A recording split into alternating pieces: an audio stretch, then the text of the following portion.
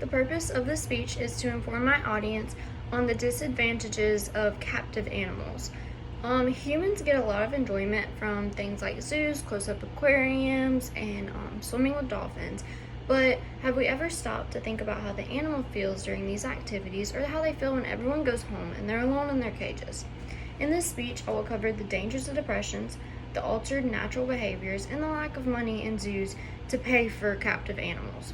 Captive animals are at a huge risk of falling into depression.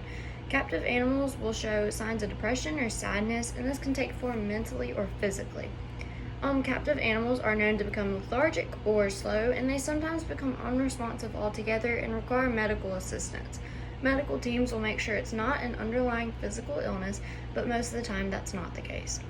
Depressed animals are even known to stop eating or taking care of themselves, and according to the BBC in 2015, depressed symptoms can include pulling out their hair or trying to self-harm themselves.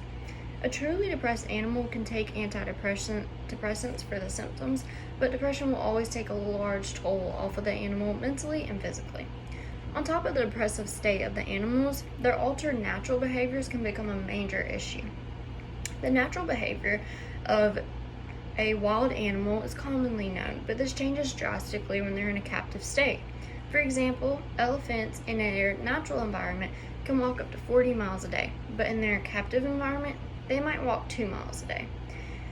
And in a natural environment, they might live 60 to 70 years, but in a captive environment, they might only live 17.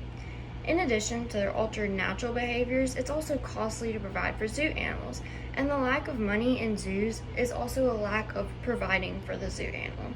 The budget costs and cost reductions take out a big chunk of the money provided for things like toys and treats and things that can brighten the mood of the animals. Without these, they might show more depressive signs or more stressful characteristics throughout the animals.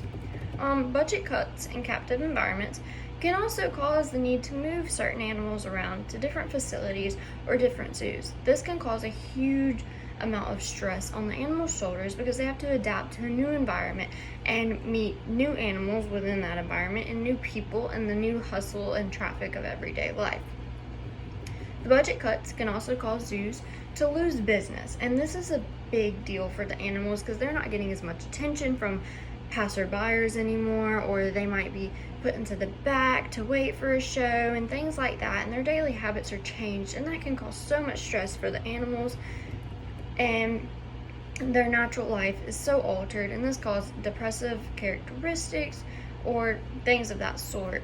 In conclusion, zoos can be dangerous for captive animals and put them at a disadvantage compared to their wild state.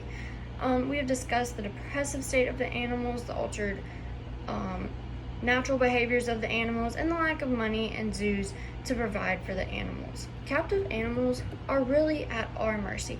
We decided to take them into captivity so long ago, and since then we've been using them for entertainment and enjoyment and really not thinking about how the animal feels. And most people just say, well, it's just an elephant, it's just a giraffe, they don't have feelings. You don't know that. You aren't an elephant or a giraffe. So we should really take a step back to think about how we're really affecting these animals, because we're putting them at dangers that we wouldn't want to put ourselves into. We wouldn't want to cause our own depression or cause our own stress if it can be avoided. So why are we naturally doing this to the animals? And we think it's okay to put them in these stressful environments.